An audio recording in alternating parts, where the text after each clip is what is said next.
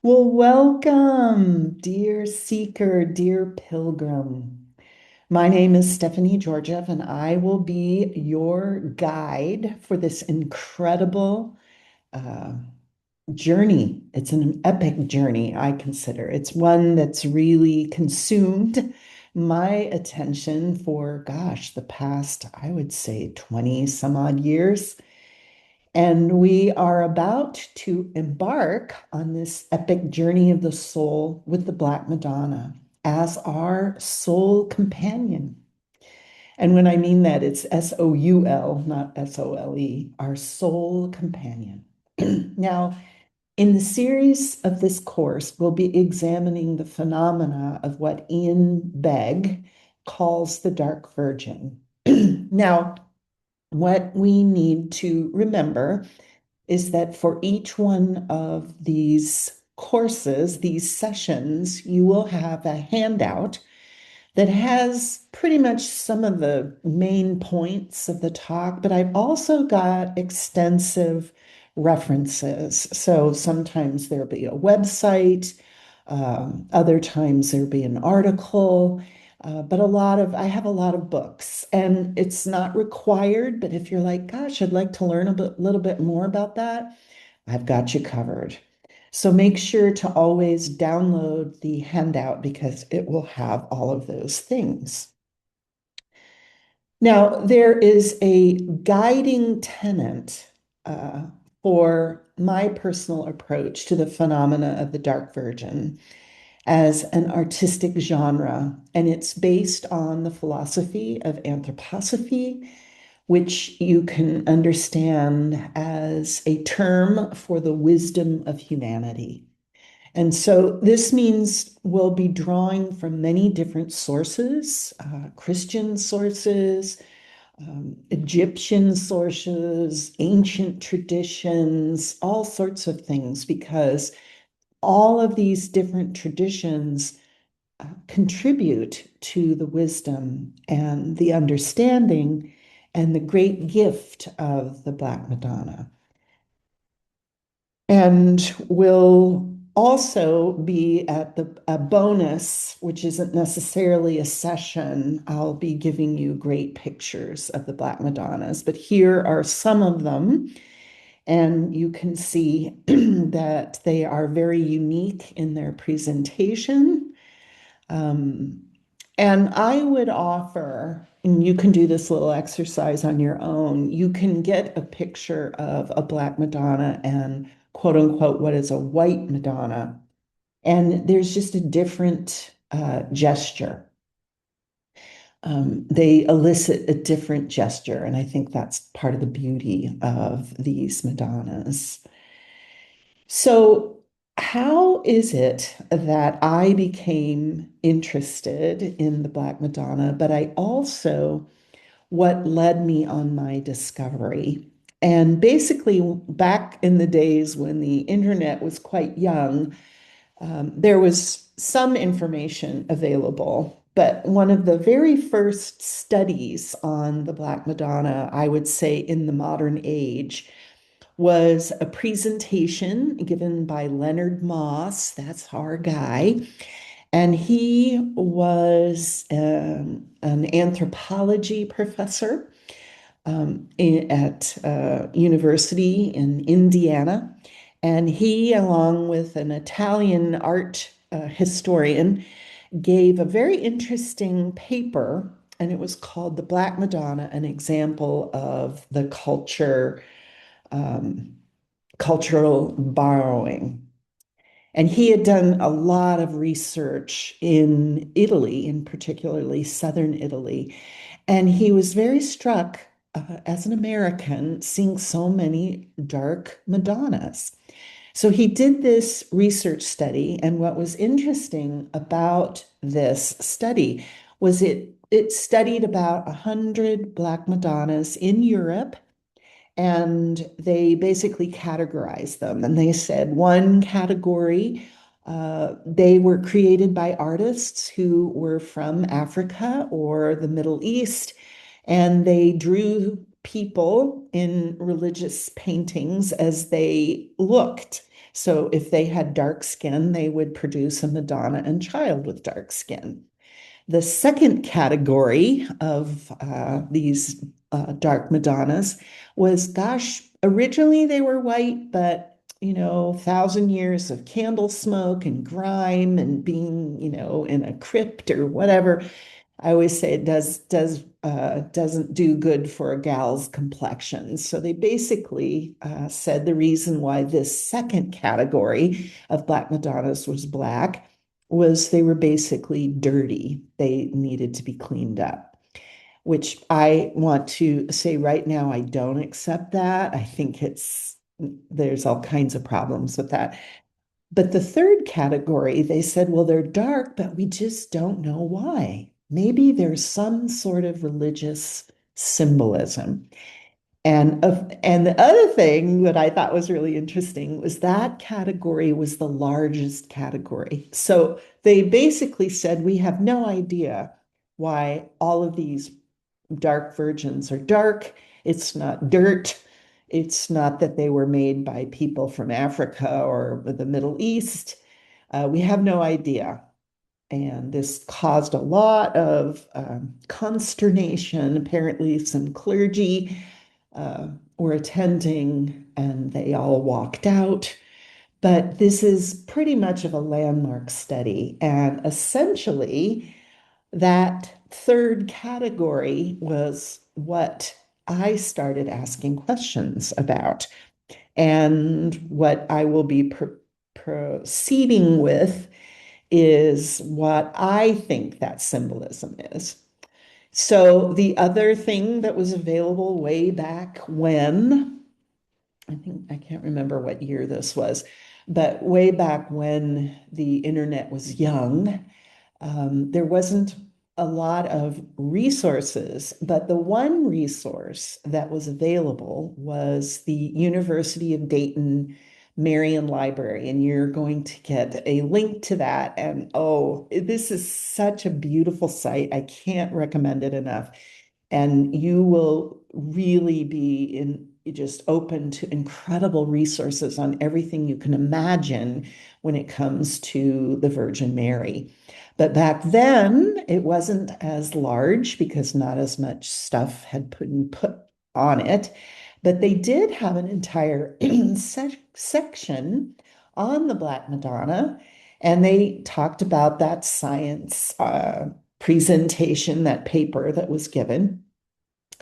And they also said that there wasn't an artist associated with these Madonnas, which I thought was interesting.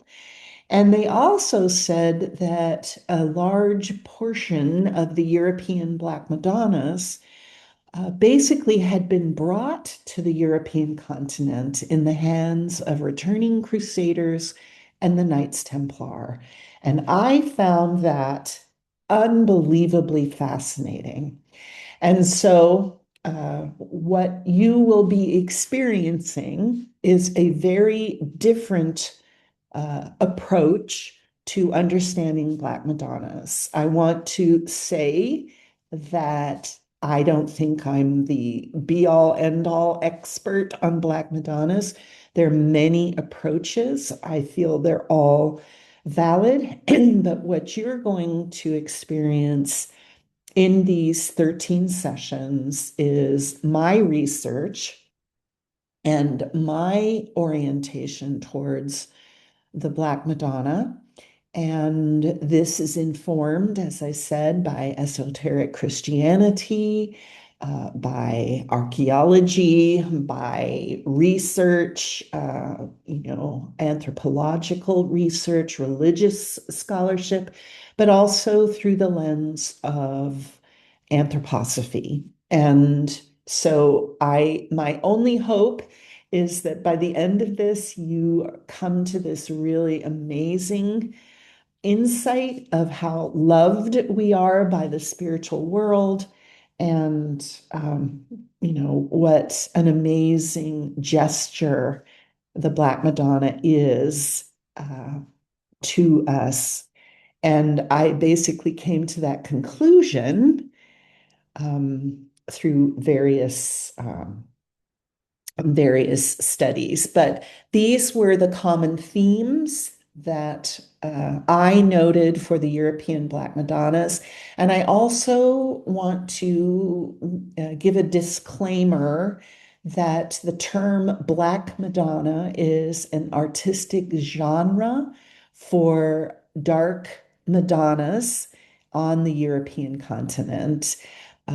There's a whole body of devotees to the Madonna that feel the name Black Madonna is not a inclusive title. And they say, well, if you're from Africa or the Middle East or Indian subcontinent, um, everybody's dark. So why do we have to darken in terms of melanin content?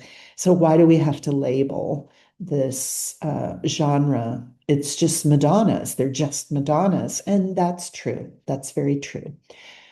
So we want to honor that. But for this course, I am going through this name for an artistic genre that is applied to this group of Madonnas. So these are the themes. They're rarely an artist associated. If so, it's the evangelist Luke.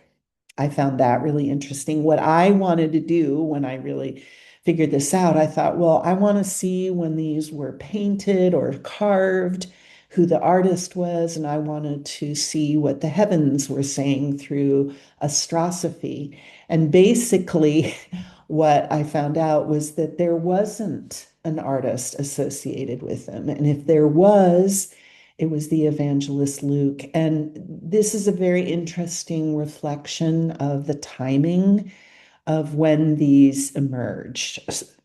So this is a very interesting quality. They also, what was really interesting is that there are a whole bunch of them that are placed along the Camino de Santiago de Compostela.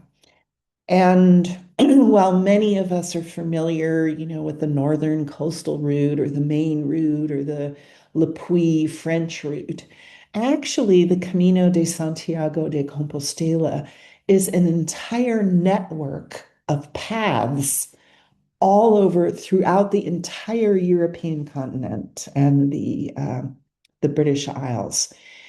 And they're a connection between power spots that have correspondence with the heavens. So this is very interesting.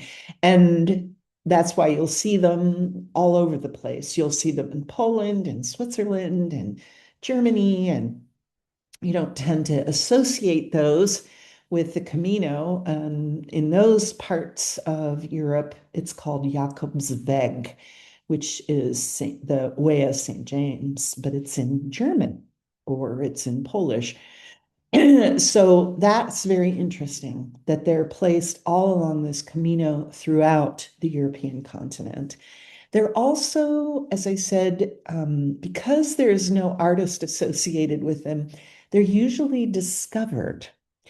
And they're discovered in caves, they're discovered in wells, springs, underground, in trees. Shepherds will find them, bulls will find them. You'll be led to them by birds. It's very interesting. The narrative stories, I think, are very meaningful for these Madonnas, and that's definitely a theme. They also obviously have dark skin. The other thing that's very interesting about these Madonnas, especially when you compare them with Madonnas, let's say by Da Vinci or Leonardo, they have extraordinarily large hands. These large hands are not to scale. If you and I had hands this size, it'd be size of basically our elbow to the tip of our middle finger. Huge hands. And I think that's very meaningful. They also have very somber faces. These are not a cheerful group. They tend to have somber faces. They're very resilient, and their narrative stories often have stories they've been burnt, they've been chopped into pieces, they've been scarred, they've survived fires, they survive shipwrecks, they wash up on shore, theft, they're stolen, you name it. And then these things, these Madonnas just endure, which I thought is also a very, very powerful message. They're rarely housed where they were made, which means I call them the Madonnas on the move. Um, and, that whole business of the Knights Templar, taking these Madonnas from the Holy Land. So that's an interesting quality. And basically, the migration patterns are in the hands of St. Helen of the Cross. She's the mother of Constantine. She went on a pilgrimage to the Holy Land and brought back a bunch of these, which are attributed to her. We also know that Coptic monks from North Africa brought their art with them. And distribute this amongst the European continent and the Crusaders. Now, there's another quality of these. We had all of these, especially St. Helen of the Cross and Coptic monks. But during the Islamic incursions onto the southern part of Europe, and particularly the Iberian Peninsula, a lot of these Madonnas were hidden with this Islamic incursion, and they were discovered. And their discovery stories are quite beautiful. And the discovery was mainly in the 9th century. And this is also very profound. And the other thing that I really love about these Black Madonna narrative stories is they're associated with shepherds. Shepherds tending their flocks at night will see a star and they'll follow the star, and the star will lead them to a cave where the Black Madonna is. So these are the common themes. And the other theme that I really developed is this incredible insight, which I personally feel is a profound truth. And it's by Rudolf Steiner and his lecture called The Influence of Spiritual Beings on Man. And it's the quote that art is the creation of organs of perception through which the gods are able to speak to humanity. And this is a very interesting quote, and it's essentially the basis of my research and study. And it's the title of my podcast, The Black Madonna Speaks. So, what we're looking through is what are the messages that these Black Madonnas are trying to convey through every aspect of their presentation, every one of these qualities. And so that's what we're going to be doing. In each session, there will be, as I said, an accompanying handout and a brief outline of the major points of the talk. And these are the topics. We're going to look at what is the spiritual significance of art? What is that? How is it that art expresses these communications to humanity from the spiritual world? And how does that change throughout the ages? We're going to look at specifically the Madonna as an art form. What is the Madonna saying? Doesn't matter what color she is or when she was created, what continent she was found. What is the Madonna saying to us from the spiritual world? We're going to look at sacred origins, which come from Africa, actually. And this is an amazing topic. I did a whole beautiful workshop in South Africa on this, and I also have a book on the topic that's um, is going to be available. And so we're going to look at that. We're also going to look at the Byzantine connection, that connection with St. Helena of the Cross, because her son Constantine established uh, Constantinople as the new Rome, and how all of these Madonnas, particularly from North Africa and from the Holy Land, came through the Byzantine Empire, and how did that what's all of that about? So we're going to look at that. We're going to look at this incredible connection of the Knights Templar. And again, this is the profound one. And what I can personally say, at least at the time I wrote the book, The Black Madonna Mysterious Soul Companion, and also at the timing of the recording of this course, I personally have only seen that I'm the only one that looks at that. And when we look at the Knights Templar and we look at their cultural and spiritual impulse, there's a lot of very specific reasons why the Knights Templar took these images of dark virgins, and they are also responsible for placing them all along the Camino de Santiago de Compostela. So it's a very interesting insight. We're going to look at the timing of when these images appear, their narrative stories, when were they predominant. We're also going to look at some of the reasons why they were placed where they were placed, which again is it's an entire session.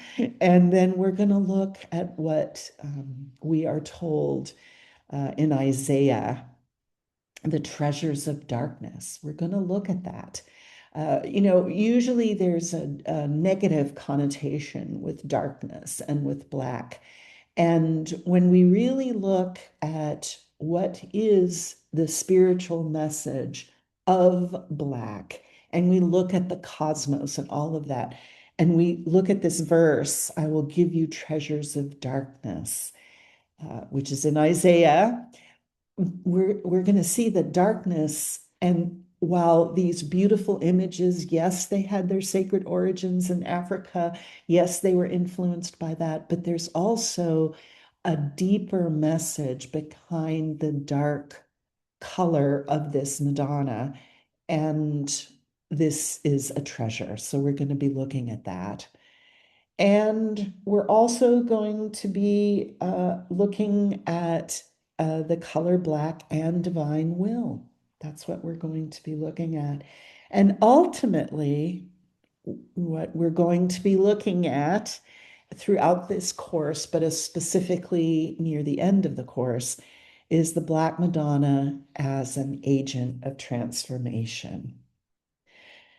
So, they say, buckle your seatbelt. This is one of the most amazing journeys to take.